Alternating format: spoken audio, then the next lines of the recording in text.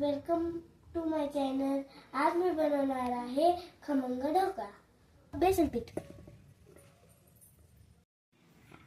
अर्धा चमचा हळद, चवीपुरतं मीठ, चिमूटभर पिठी साखर, एक लिंबाचा रस, तेल। आता आपण याच्यामध्ये पाणी टाकून मिक्स करून घेऊया। एक पॅकेट इनो। इथे आपलं बेटर रेडी आहे। आता आपण ढोकळा रेडी करायला ठेवूया।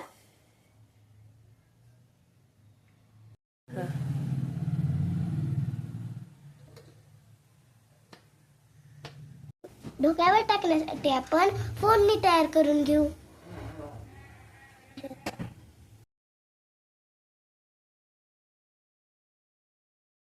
मिरची,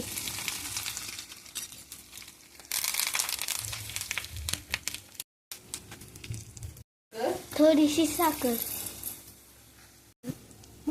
आता आपण याच्यात टाकूया थोडंसं पाणी।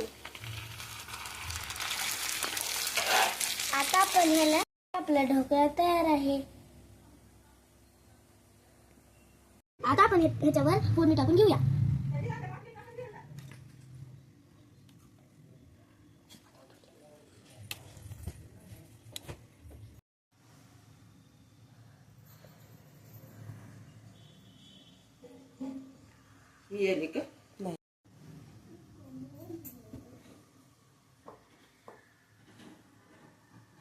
आपण ढोकळा कट करून घेऊया।